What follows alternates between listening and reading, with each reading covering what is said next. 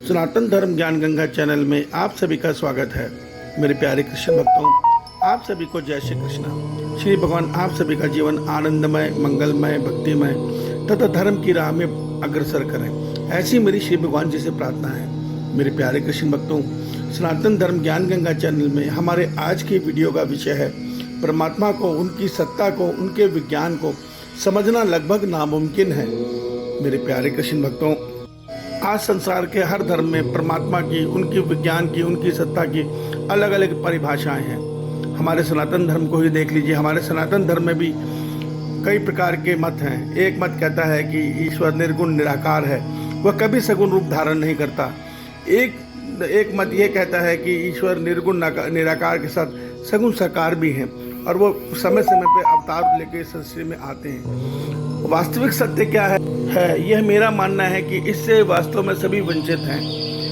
ईश्वर हमें उतना ही जानने की इजाज़त देते हैं जितना हम जानना चाहते हैं। श्रीमद् भगवद गीता में भगवान कहते हैं कि जो मनुष्य निस्वार्थ भाव से मुझ में प्रेम जगाकर मेरी उपासना करता है, अर्थात वह सदैव अपने मन को मुझ में स्थिर करके शरीर से कर्तव्य कर्म करता है, ऐसे मनुष्य को मैं तत्व ज्ञान देता हूँ, अर्थात वो ज्ञान देता हूँ जिससे मुझको मेरी सत्ता को जो है जैसा है वैसा जानकर मुझ में प्रवेश कर जाता है, अर्थात मोक्ष पा लेता है।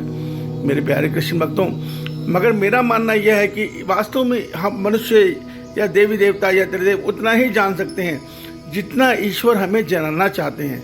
हम उससे ज़्यादा ईश्वर के विषय में नहीं जान सकते। उसका कारण है, देखिए ब्रह्मवेद पुराण में एक जगह ये भी वर्णन है कि इस ब्रह्मांड के साथ, इस सृष्टि में 3.5 करोड़ ब्रह्मांड हैं जिनको एक साथ हमारे एक ही परमात्मा हर समय संचालित करते रहते हैं। इसका अर्थ है कि एक नहीं, 3.5 करोड़ ब्रह्मा, 3.5 करोड़ विष्णु जी, 3.5 करोड़ रुद्र अर्थात भगवान शंकर जी एक साथ परमात्मा के संचालन में अपने अपने ब्रह्मांडों की सृष्टि का संचालन करते रहते हैं। हर ब्रह्मांड के अलग अलग देवी देवता हैं। अब हम उनके स्वरूप का क्या कल्पना करें। जो हम एक ब्रह्मांड के छोटी सी अंश सृष्टि में हमारा वास है, हम इस ब्रह्मांड के 10% हिस्से को भी नहीं देख पाते, तो हम क्या समझेंगे, उनको क्या जानेंगे। वो हमारे सामने कृष्ण रूप में आ जाते हैं, वो हमारे सामने राम रूप में आ जाते हैं, हम उनको मुरली वाला या मर्यादा पुरुषोत्तम बोल देते हैं, मगर वास्तव में वो ईश्वर कौन है, उनका जो महान विज्ञान है वो क्या है। जितना हमें वेदों में पता है उतना ही पता है, उससे आगे कोई नहीं जान सकता। देखिए, हमें वेदों से यह अटकल मिलती है कि जिस प्रकार एक इलेक्ट्रॉनिक वस्तु बिना करंट के सुप्त अवस्था में रहती है, उसी प्रकार हमारा ब्रह्मांड, हमारी प्रकृति महासर्ग में अर्थात महाप्रलय के काल में सुप्त अवस्था में रहती है। उस सुप्त अवस्था प्रकृति को परमात्मा अपनी ओम रश्मि ऊर्जा से, ओम रूपी ब्रह्म शक्ति से एक्टिवेट कर देते हैं और उस प्रकार वो सृष्टि फलने फूलने लगती है। वो प्रकृति एक्टिव होके इलेक्ट्रॉन, प्रोटॉन, न्यूट्रॉन, क्वार्क अनेकों रूप में बदलकर, अनेकों रश्मियों में रूप में बदलकर अनेकों प्रकार की रचना करते हुए मनस तत्व, अहंकार तत्व, अग्नि, जल, वायु, आकाश, पृथ्वी सबकी रचना करके संपूर्ण सृष्टि की रचना करती है। ये ईश्वर का विज्ञान वेदों में वर्णित है, मगर ये सब ईश्वर की इच्छा से हो रहा है। ईश्वर इसको किसी मशीन से नहीं बनाते, किसी उपकरण से नहीं बनाते, ये सब ईश्वर की इच्छा मात्र से हो रहा है। इसमें यह भी हमें समझ में आता है, इस प्रकार एक कंप्यूटर प्रोग्राम बनाने में, एक सिम्युलेटर बनाने में कोडिंग की आवश्यकता पड़ती है। ठीक इसी प्रकार इस सृष्टि रचना में परमात्मा ओम रूपी शक्ति अर्थात ओम ऊर्जा के साथ परमात्मा कोडिंग रूप में वेदों का भी भेजते हैं, वेदों के छंदों को भी भेजते हैं। जो वेदों के छंद वास्तव में वो कोड हैं जिसके द्वारा ये संपूर्ण ब्रह्मांड सुचारू रूप से बनता है और ये सृष्टि सुचारू रूप से चलती है।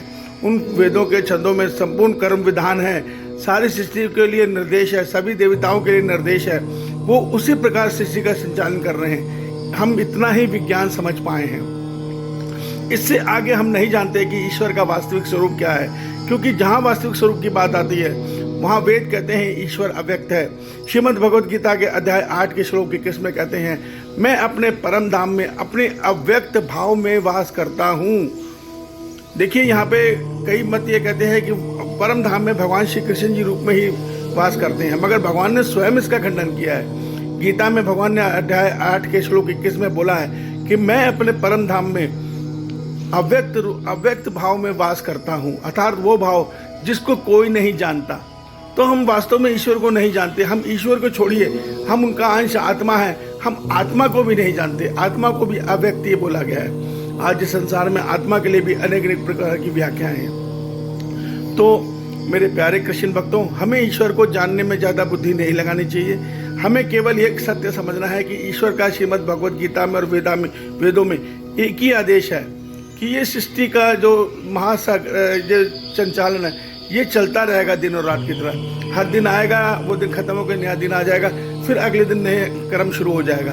एक ही क्रम बार बार इस सृष्टि में चलता रहता है। प्रलय आती है, प्रलय के बाद महाप्रलय आती है, महाप्रलय के बाद फिर नई सृष्टि आरंभ हो जाती है। मगर हम जीव आत्माएं इसमें नया नया शरीर पाकर, क्योंकि हमारा शरीर काल के अधीन है, तो वो बार बार उसकी काल की शरीर की अवधि खत्म होती रहती है। वो बार बार खत्म होता है शरीर, हम नया शरीर पाते हैं कर्म विधान के अनुसार। भगवान कहते हैं इस दुर्गति को केवल एक तरीके से रोक सकते हो, कर्मयोग की साधना को अपनाकर मेरे संसार की सेवा करो और उसी समय अपने मन को उस कर्म को करते हुए मुझ ईश्वर में स्थिर करो। बस जिसने ये कर लिया उसको कुछ जानने की जरूरत नहीं है। उसको जितना जनवाना है ईश्वर खुद जनवा देंगे। ज़्यादा ज्ञान में पढ़ेंगे, ज़्यादा खोजबीन में पढ़ेंगे, ज़्यादा साधु संतों के चक्कर काटेंगे, अनेकों मतों को ग्रहण करेंगे, उलझ जाएंगे। देखिए, वास्तविक ईश्वर कहीं बाहर नहीं है। वास्तविक ईश्वर हर हृदय में वास कर रहे हैं। वहाँ हमें कोई ठग नहीं सकता। कोई कहता है कि वो ईश्वर है, वो ईश्वर है, मगर वो कह रहा है, मगर जो हमारे भीतर बैठे हैं वो वास्तविक ईश्वर हैं। उनको कोई बदल नहीं सकता।